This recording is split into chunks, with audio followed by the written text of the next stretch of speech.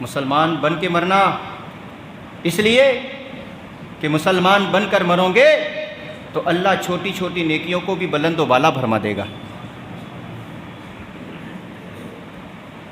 جیسے یہ ابو ہریرہ کی روایت ہے، اللہ کے نبی صلی اللہ علیہ وسلم کی بارگاہ میں ایک بوڑھے شخص آئے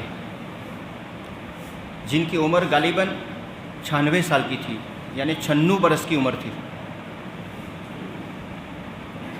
کسی صحابہ نے چرچا کیا ہوگا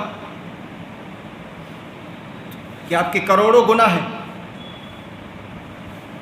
مگر ایک توبہ کروڑوں اربوں خربوں گناہوں کو ختم اور پاک صاف کر دیتی ہے۔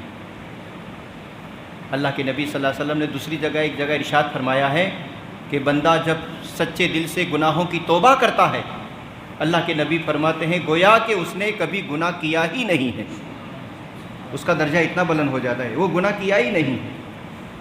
اور انداز تو دیکھو اسلام کا، تم کسی کے بھی گنہگار ہو گئے تو اس کے گھر جاتے آپ کو شرم لگے گی، آپ کو ڈر لگے گا، آپ کو خوف آئے گا۔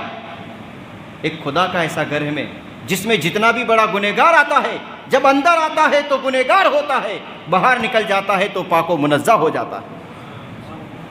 خدا کے گھر میں گنہگار کو ڈر نہیں لگتی، بلکہ سب اپنے گناہوں کی معافی کے لیے آ جاتے ہیں۔ اللہ نے طاقت دی ہے تو ہماری مسجد میں آؤ، اور اللہ نے زیادہ طاقت دی ہے تو بڑی مسجد میں جاؤ جسے خانہ کعبہ کہتے ہیں، وہاں گناہ مٹ جاتے ہیں۔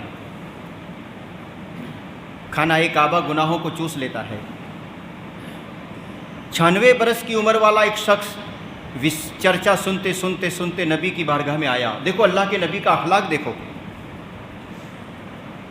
اللہ کے نبی کا نیچر اور سبھاؤ دیکھو، نہ جان نہ پہچان، 2 ہاتھوں میں لاٹھی لے کر 96 برس کا انسان چل کر جب آیا، اپنا آدھا وزن پیر پر اور آدھا وزن لاٹھی پر، اللہ کے نبی نے دیکھا کوئی بوڑھا آ رہا ہے۔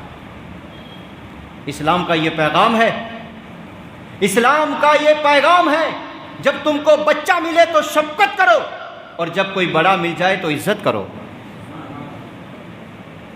اللہ کے نبی خود کھڑے ہو گئے ایک بوڑھے انسان کے لیے،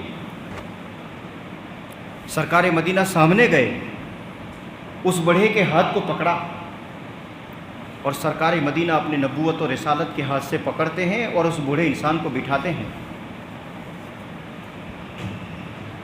آنکھیں اور ان کی بھویں بھی آنکھوں کو چھپا رہی ہے، بھویں اٹھاتے تھے تب دیکھتے تھے، زبان سے جو جملے نکلتے تھے